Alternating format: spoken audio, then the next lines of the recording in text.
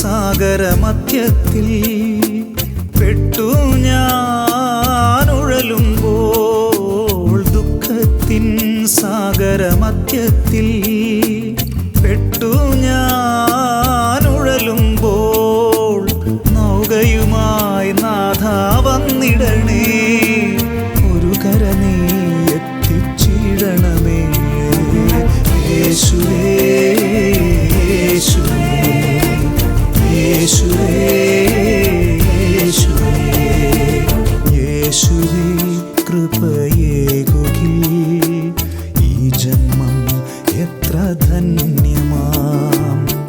പരിശുദ്ധ പരമദിവ്യകാരുണ്യനാഥനായ ഈശോയ്ക്ക് എന്നേരവും ആരാധനയും സ്തുതിയും പുകഴ്ചയും ഉണ്ടായിരിക്കട്ടെ. നിത്യസ്തുതിക്ക് യോഗ്യനായ പരിശുദ്ധ പരമദിവ്യകാരുണ്യനാഥനായ ഈശോയ്ക്ക് എന്നേരവും ആരാധനയും സ്തുതിയും പുകഴ്ചയും ഉണ്ടായിരിക്കട്ടെ. സ്നേഹത്തോടെ ഈ അൾത്താരയിൽ നമ്മുടെ കൂടെ ആയിരിക്കുന്ന പരിശുദ്ധ പരമദിവ്യകാരുണ്യനാഥനായ ഈശോയ്ക്ക് എന്നേരവും ആരാധനയും സ്തുതിയും പുകഴ്ചയും ഉണ്ടായിരിക്കട്ടെ.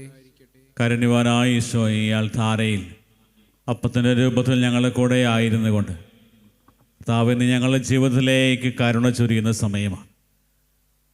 പൂർണ്ണ ഹൃദയത്തോടെ, പൂർണ്ണ മനസ്സോടെ, പൂർണ്ണ ആത്മാവോടെ ഞങ്ങൾ അങ്ങയെ ആരാധിക്കുന്നു, സ്തുതിക്കുന്നു, അങ്ങേക്ക് നന്ദി പറയുന്നു. വിലാപങ്ങൾ 3:22 കർത്താവിൻ്റെ സ്നേഹം ഒരിക്കലും അസ്തമിക്കുന്നില്ല, അവിടുത്തെ കാരുണ്യം അവസാനിക്കുന്നുമില്ല. കർത്താവിൻ്റെ സ്നേഹം ഒരിക്കലും അസ്തമിക്കുന്നില്ല, അവിടുത്തെ കാരുണ്യം അവസാനിക്കുന്നുമില്ല. ഇത്രമാത്രം അവാച്യമായ സ്നേഹത്തോടെ മനുഷ്യവംശത്തെ ചേർത്ത് പിടിക്കുന്ന നല്ലവനായ ദൈവമേ, ഈ നിമിഷം ഞങ്ങളങ്ങേ ആരാധിക്കുന്നു. കൃപയുടെ സമയം, ക്ലോക്കിൽ 3 മണി സമയത്ത് ദൈവത്തിൻ്റെ കരുണയെ ആരാധിച്ച് പുകഴ്ത്തിക്കൊണ്ട് അതിൽ പൂർണ്ണമായി നിമഗ്നമായി ലോകം മുഴുവന് വേണ്ടി, പ്രത്യേകിച്ച് കഠിനപാപികൾക്ക് വേണ്ടി ദൈവത്തിൻ്റെ കരുണയ്ക്ക് വേണ്ടി സർവശക്തിയും ഉപയോഗിച്ച് പ്രാർത്ഥിക്കുന്ന സമയമാണ്. ലോകമെമ്പാടുമുള്ള സകലരും ദൈവത്തിൻ്റെ കരുണയെ അനുഭവിക്കുവാനും, കരുണയുടെ തിരുമണിക്കൂറിൽ കർത്താവിൻ്റെ കരുണയുടെ കവാടം തുറന്ന് അനുഗ്രഹങ്ങൾ നമ്മുടെ ജീവിതത്തിലേക്ക് നൽകുവാനും, യഥാർത്ഥ മാനസാന്തരത്തിലേക്ക് നമ്മൾ നയിക്കുവാനും ഈ നിമിഷം നമുക്ക് തീഷ്ണമായിട്ട് പ്രാർത്ഥിക്കാം. ഇത് നീതിയുടെ മേൽ കരുണ വിജയം വരിച്ച സമയമാണ്. വിശുദ്ധ ഫൗസ്റ്റീനായിലൂടെ ഈശോ ലോകത്തിന് വെളിപ്പെടുത്തിയ വലിയ സത്യമാണ് ദൈവം എത്രമാത്രം കാരുണ്യവാനാണ് എന്നുള്ള കാര്യം.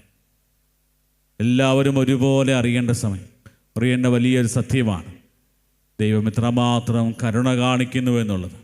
പ്രിയപ്പെട്ടവരെ, ഈ കരുണയുടെ തിരുമണിക്കൂറിൽ കർത്താവിൻ്റെ കാരുണ്യത്തിന് വേണ്ടി തീക്ഷ്ണമായി യാചിച്ചുകൊണ്ട് കർത്താവിൻ്റെ പീഡാസഹനങ്ങളുടെ യോഗ്യതയാൽ നമ്മുടെ പാപങ്ങളെല്ലാം കഴുകി വിശുദ്ധീകരിച്ച് കർത്താവിൻ്റെ കാരുണ്യത്തിന് പാത്രമാകുവാൻ നമ്മളെ ഒരുക്കണമേ എന്ന് തീക്ഷ്ണമായിട്ട് പ്രാർത്ഥിക്കാം.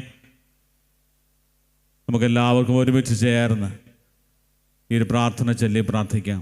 ഈശോയുടെ ഹൃദയത്തിൽ നിന്ന് ഞങ്ങൾക്ക് കാരുണ്യ സ്രോതസ്സായി ഒഴുകിയിറങ്ങിയ തിരുരക്തമേ, തിരുജലമേ, ഞങ്ങൾ അങ്ങിൽ ശരണപ്പെടുന്നു. ഈശോയുടെ ഹൃദയത്തിൽ നിന്ന് ഞങ്ങൾക്ക് കാരുണ്യ സ്രോതസ്സായി ഒഴുകിയിറങ്ങിയ തിരുരക്തമേ, തിരുജലമേ, ഞങ്ങൾ അങ്ങിൽ ശരണപ്പെടുന്നു. ഈശോയുടെ ഹൃദയത്തിൽ നിന്ന് ഞങ്ങൾക്ക് കാരുണ്യ സ്രോതസ്സായി ഒഴുകിയിറങ്ങിയ തിരുരക്തമേ, തിരുജലമേ, ഞങ്ങൾ അങ്ങിൽ ശരണപ്പെടുന്നു. ദൈവസന്നിധിയിൽ കർത്താവിൻ്റെ മുമ്പിലായിരിക്കുന്ന സമയം, കർത്താവിൻ്റെ കാരുണ്യത്തിന് വേണ്ടി യാചിക്കുമ്പോൾ നമ്മുടെ മനോഭാവം എന്താണ് എന്നും വചനം നമ്മളെ പഠിപ്പിക്കുന്നത് എന്താണെന്നും ധ്യാനിക്കുന്ന സമയമാണ്. വിശുദ്ധ പൗലോസ് തീമോത്തിയോസിന് എഴുതിയ 1-ാം ലേഖനം 1-ാം അധ്യായം 12 മുതലുള്ള തിരുവചന ഭാഗങ്ങൾ ദൈവത്തിൻ്റെ കൃപയ്ക്ക് കൃതജ്ഞതയർപ്പിക്കുക. അതാണ് ഇതിലൂടെ പ്രധാനമായിട്ടും പൗലോസ് പറഞ്ഞു വയ്ക്കുക. തിമോത്തിയോസും തീത്തോസും വിശുദ്ധ പൗലോസിൻ്റെ കൂടെ സുവിശേഷ പ്രഘോഷണത്തിനായി വിവിധ ഭാഗങ്ങളിൽ ചുറ്റി സഞ്ചരിച്ചവരാണ്. ഇത്രമാത്രം ആത്മബന്ധം പൗലോസ് സ്ലിഹായ്ക്ക് തിമോത്തിയോസിനോടും തീത്തോസിനോടും ഒക്കെയാണ്. അപ്പോൾ അവർക്ക് എഴുതിയ ആ ഒരു ലേഖനത്തിൽ കൃത്യമായും പൗലോസ് സ്ലിഹ പറഞ്ഞു വയ്ക്കുന്നത്, ദൈവം നൽകിയ കൃപയ്ക്ക് പ്രത്യേകം നന്ദി പറയും. വചനം എപ്രകാരം പറയുന്നത്, 12-ാമത്തെ തിരുവചനം, 1-ാം അധ്യായം 12 മുതലുള്ള തിരുവചന ഭാഗങ്ങൾ. എന്നെ ശക്തിപ്പെടുത്തുന്ന നമ്മുടെ കർത്താവായ യേശു ക്രിസ്തുവിന് ഞാൻ നന്ദി പറയുന്നു. എന്തെന്നാൽ തൻ്റെ ശുശ്രൂഷയ്ക്കായി എന്നെ നിയമിച്ചുകൊണ്ട് അവൻ എന്നെ വിശ്വസ്തനായി കണക്കാക്കി. മുമ്പ് ഞാൻ അവനെ നിന്ദിക്കുകയും പീഡിപ്പിക്കുകയും അധിക്ഷേപിക്കുകയും ചെയ്തുവെങ്കിലും എനിക്ക് കരുണ ലഭിച്ചു. കാരണം അറിവില്ലാത്ത അവിശ്വാസിയായിട്ടാണ് ഞാൻ പ്രവർത്തിച്ചത്. കർത്താവിൻ്റെ കൃപ യേശുക്രിസ്തുവിലുള്ള വിശ്വാസത്തോടും സ്നേഹത്തോടുമൊപ്പം എന്നിലേക്ക് കവിഞ്ഞൊഴുകി. യേശുക്രിസ്തു ലോകത്തിലേക്ക് വന്നത് പാപികളെ രക്ഷിക്കാനാണ് എന്ന പ്രസ്താവം വിശ്വസനീയവും തികച്ചും സ്വീകാര്യമാണ്. പാപികളിൽ ഒന്നാമനാണ് ഞാൻ, എങ്കിലും എനിക്ക് കാരുണ്യം ലഭിച്ചു. അത് നിത്യജീവൻ ലഭിക്കുവാൻ യേശുക്രിസ്തുവിൽ വിശ്വസിക്കുന്നവർക്ക് ഒരു മാതൃകയാകത്തക്ക വിധം പാപികളിൽ ഒന്നാമനായ എന്നിൽ അവൻ്റെ പൂർണ്ണമായ ക്ഷമ പ്രകടമാകുന്നതിന് വേണ്ടിയാണ്. പ്രിയപ്പെട്ടവരെ, പൗലോസ്ലീഹായുടെ ജീവിതത്തിൽ പൗലോസ്ലീഹ അനുഭവിച്ചറിഞ്ഞ ആ ഒരു വലിയ വിശ്വാസ തീക്ഷ്ണത, ഇത് ക്രിസ്തുവിൻ്റെ അനുഭവം ഇത്രമാത്രം ശക്തമായി ക്രിസ്തുവിൻ്റെ സഭയെ പീഡിപ്പിക്കുകയും സഭാമക്കളെ പൂർണ്ണമായും ഉന്മൂലനം ചെയ്യുവാനുമായിട്ട് പരിശ്രമിച്ച ഒരു വ്യക്തി, ആ ഒരു വ്യക്തിയുടെ ജീവിതത്തിൽ സംഭവിച്ച ഒരു മാറ്റമാണ് നമ്മളിന്ന് വായിച്ചു കേട്ടത്. അപ്രകാരമാണ് ക്രിസ്തുവിൻ്റെ ആ ഒരു വിശ്വസ്ത ദാസനായി ക്രിസ്തു തിരഞ്ഞെടുത്തത് എന്നുള്ളത് വലിയ അനുഭവ സാക്ഷ്യം പോലെ പൗലോസ്ലീഹ പറയുകയാണ് തിമോഥോസിന് എഴുതിയ ലേഖനത്തിൽ.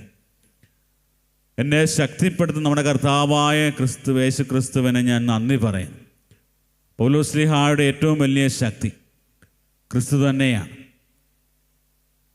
മാനസാന്തരത്തിന് മുമ്പ് ഏറ്റവും വലിയ ഒരു ശത്രുവായിട്ട് കണക്കാക്കിയിരുന്നത് ഈശോയാണ്. ഈശോ ഏറ്റവും വലിയ ശത്രുവും ഈശോയുടെ അനുയായികൾ അവരും ഏറ്റവും വലിയ ശത്രുക്കളായിട്ട് കണക്കാക്കിയിരുന്ന പൗലോസ്ലീഹ പറയുകയാണ്, എന്നെ ശക്തിപ്പെടുത്തുന്ന നമ്മുടെ കർത്താവായ യേശു ക്രിസ്തുവിന് ഞാൻ നന്ദി പറയും.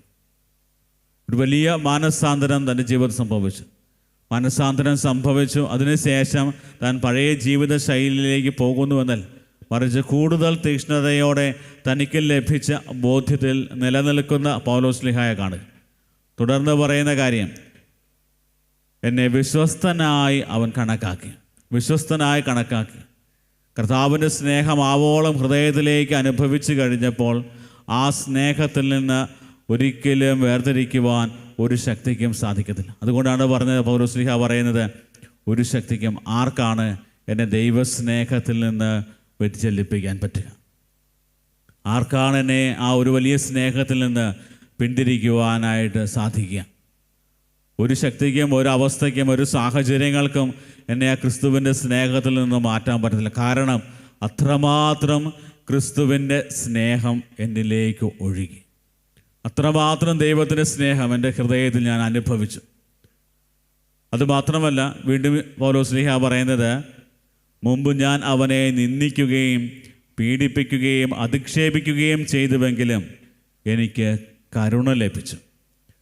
ഞാൻ മുമ്പ് സഭയെയും സഭാമക്കളെയും ക്രിസ്തുവിനെ എതിർത്ത് പറയുകയും പൂർണ്ണമായി ഉന്മൂലനം ചെയ്യണമെന്നുള്ള ആഗ്രഹത്തോടെ ഒത്തിരിയേറെ കാര്യങ്ങൾ ചെയ്തു. ദമാസ്കസിലേക്കുള്ള പൗലോസ്ലീഹായുടെ യാത്ര അത് പൂർണ്ണമായും ക്രിസ്തുവിനെയും ക്രിസ്തുവിൻ്റെ സഭയെയും എല്ലാം പൂർണ്ണമായും ഒഴിവാക്കുക എന്നുള്ളതാണ്. ഉന്മൂലനം ചെയ്യുവാനായിട്ട് ഇറങ്ങി തിരിച്ചവനാണ്. അതുകൊണ്ടാണ് പൗലോസ്ലീഹ പറഞ്ഞത്, അവനെ നിന്ദിക്കുകയും പീഡിപ്പിക്കുകയും അധിക്ഷേപിക്കുകയും ചെയ്യുന്നു, എങ്കിലും എനിക്ക് കരുണ ലഭിച്ചു. ഇവിടെ പൗലോസ്ലീഹ പറയുന്നത്, ക്രിസ്തുവിൻ്റെ സഭ എന്ന് പറയുന്നത് ക്രിസ്തു തന്നെയാണ്. സഭ അത്രമാത്രം യേശുവും സഭയും തമ്മിൽ അത്രമാത്രം ഒരു വലിയ ഗാഠമായ ബന്ധമുണ്ട്. അതുകൊണ്ട് അവനെ സഭയെ പീഡിപ്പിക്കുക എന്നത് ക്രിസ്തുവിനെ പീഡിപ്പിക്കുന്നതിന് തുല്യമാണ്. അതുകൊണ്ടാണ് പൗലോസ്ലീഹ പറയുന്നത്, അവനെ നിന്ദിക്കുകയും പീഡിപ്പിക്കുകയും അധിക്ഷേപിക്കുകയും ചെയ്തു, എങ്കിലും എനിക്ക് കരുണ ലഭിച്ചു. ദൈവത്തിൻ്റെ കരുണ എന്നത് ഓരോ പാപിക്കും അവകാശപ്പെട്ട ദൈവത്തിൻ്റെ വലിയ സ്നേഹമാണ്. നമ്മുടെ വലിയ കഴിവുകളോ നമ്മുടെ വലിയ മേന്മയോ സമ്പത്തോ സൗഭാഗ്യമോ പാരമ്പര്യമോ നോക്കിയിട്ടല്ല. ദൈവം നമ്മുടെ മേൽ ചൊരിയുന്ന വലിയ അനുഗ്രഹമാണ് ദൈവത്തിൻ്റെ വലിയ കരുണ. പ്രിയപ്പെട്ടവരെ, ആ ഒരു കരുണ ആവോളം അനുഭവിച്ചിരുന്നത്. അതുകൊണ്ടാണ് കർത്താവായ യേശു ക്രിസ്തുവിൻ്റെ കൃപ, ക്രിസ്തുവിലുള്ള വിശ്വാസ സ്നേഹത്തോടൊപ്പം എന്നിലേക്ക് കവിഞ്ഞൊഴുകി. ഇത്രമാത്രം ആഴമായ വാക്കുകളിലൂടെയാണ് ഈ ഒരു ദൈവത്തിൻ്റെ കരുണയെക്കുറിച്ചും സ്നേഹത്തെക്കുറിച്ചും പൗലോസ് ശ്ലീഹ പറഞ്ഞു വയ്ക്കുക. വീണ്ടും ഈ ഒരു വലിയ ദൈവത്തിൻ്റെ കാരുണ്യം പൗലോസ് ശ്ലീഹയുടെ ജീവിതത്തിലേക്ക് കരകവിഞ്ഞൊഴുകി കഴിഞ്ഞപ്പോൾ പൗലോസ് ശ്ലീഹായ്ക്ക് ഒരു മടിയുമോ അല്ലെങ്കിൽ ഒരു നാണമോ അല്ലെങ്കിൽ ഒരു ബുദ്ധിമുട്ടോ ഇല്ലാതെ ഉറക്കെ പറയാൻ പറ്റിയ ഒരു കാര്യമാണ്, പാപികളിൽ ഒന്നാമനാണ് ഞാൻ. പാപികളിൽ ഒന്നാമനാണ്. തൻ്റെ കുറവുകൾ മറ്റുള്ളവരുടെ മുമ്പിൽ നിരത്തി വയ്ക്കുക അല്ലെങ്കിൽ മറ്റുള്ളവരുടെ മുമ്പിൽ പറയുക എന്നത് പലപ്പോഴും ഒത്തിരി ആളുകൾക്ക് ബുദ്ധിമുട്ടുള്ളൊരു കാര്യമാണ്. നമ്മുടെ കുറവുകളൊക്കെ മറച്ചു വയ്ക്കാനായിട്ട് പരിശ്രമിച്ചു. അതേ സമയത്ത് പൗലോസ് ശ്ലീഹ പറയുന്നു, പാപികളിൽ ഒന്നാമനായ ഞാൻ, പാപികളിൽ ഒന്നാമനാണ് ഞാൻ, എങ്കിലും എനിക്ക് കാരുണ്യം ലഭിച്ചു. പ്രിയപ്പെട്ടവരെ, ഈ ഒരു വലിയ ക്രിസ്തു അനുഭവം, ക്രിസ്തുവിൻ്റെ കാരുണ്യം അനുഭവിച്ചറിഞ്ഞ പൗലോസ് ശ്ലീഹ തൻ്റെ ജീവിതം മുഴുവനും ക്രിസ്തുവിന് വേണ്ടി സമർപ്പിക്കുക. ഓരോ നിമിഷവും ദൈവത്തിൻ്റെ സ്നേഹവും കരുണയും ഓരോ നിമിഷം അനുഭവിച്ചപ്പോൾ ദൈവത്തിന് നന്ദി പറഞ്ഞുകൊണ്ട് ജീവിതം പൂർണ്ണമായി സമർപ്പിച്ച് ഈശോയ്ക്ക് വേണ്ടി ജീവിച്ച് നിർത്തവനാണ് വിശുദ്ധ പൗലോസ് ശ്ലീഹ. പ്രിയപ്പെട്ടവരെ, ഇന്ന് ഈ കരുണയുടെ തിരുമണിക്കൂറിൽ നമുക്ക് നമ്മുടെയൊക്കെ ജീവിതങ്ങളെ പരിശോധിക്കുന്ന ഒരു സമയം. പരിശോധിച്ച് നോക്കുമ്പോൾ എപ്രകാരമാണ് ദൈവം നമ്മുടെയൊക്കെ ജീവിതത്തിലേക്ക് നൽകിയ അനുഗ്രഹങ്ങളെ ഓർത്ത് ദൈവത്തിന് നന്ദി പറയുന്നത്. ഇത്രമാത്രം ദൈവത്തിൻ്റെ സ്നേഹവും കരുണയും കരുതലുമൊക്കെ നമ്മുടെ ജീവിതത്തിലേക്ക് നൽകുമ്പോൾ എന്തുമാത്രം പ്രതിബദ്ധതയോടെ, എന്തുമാത്രം തീക്ഷ്ണതയോടെ, എന്തുമാത്രം ആ ഒരു സ്നേഹത്തോടെയാണ് നമ്മൾ ക്രിസ്തുവിൻ്റെ ആ ഒരു സ്നേഹത്തിൽ വ്യാപരിക്കുന്നത്. നമ്മുടെ ജീവിതങ്ങൾ കരുണയുടെ ജീവിതങ്ങളായിട്ട് മാറുന്നുണ്ടോ എന്ന് നമ്മൾ ചിന്തിക്കണം. നമ്മുടെ ജീവിതങ്ങളിൽ ദൈവത്തിൻ്റെ കരുണയുടെ അംശം നമ്മുടെയൊക്കെ പെരുമാറ്റങ്ങളിൽ വരുന്നുണ്ടോ എന്നുള്ളത് നമ്മുടെ മുമ്പിലുള്ളൊരു വലിയ ചോദ്യമാണ്. പ്രിയപ്പെട്ടവരെ, ഇന്ന് ഈ ഒരു ആരാധനയുടെ സമയം ദൈവത്തിൻ്റെ കരുണ ശക്തമായി നമ്മുടെയൊക്കെ ജീവിതങ്ങളിലേക്ക് ഒഴുകുന്ന ഈ അവസരത്തിൽ നമുക്കും പ്രാർത്ഥിക്കാവുന്ന കാര്യം, ദൈവത്തിൻ്റെ കരുണ ലോകം മുഴുവനിലും നിറയുവാനായിട്ട് പ്രത്യേകം പ്രാർത്ഥിക്കാം. സാത്താൻ ഏറ്റവും അധികം വെറുക്കുന്നത് ദൈവത്തിൻ്റെ കരുണയാണ്.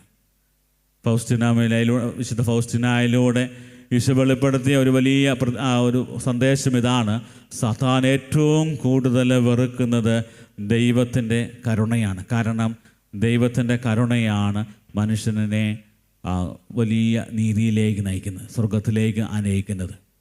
അവൻ നശിച്ചു പോകാതെ അവനെ രക്ഷിക്കുന്നത് ദൈവത്തിൻ്റെ കരുണയാണ്. അതുകൊണ്ട് അതൊട്ടും ഇഷ്ടമില്ലാത്തത് സാത്താനാണ്. വളരെ വ്യക്തമായിട്ട് ഫൗസ്റ്റിനായിക്ക് ഈശോ വെളിപ്പെടുത്തിയ ഒരു വലിയ സന്ദേശമാണ്. പ്രിയപ്പെട്ടവരെ, ദൈവത്തിൻ്റെ കരുണയിൽ ആശ്രയിക്കുവാനായിട്ട് ദൈവം നമ്മോട് ആവശ്യപ്പെടുന്ന സമയമാണ്.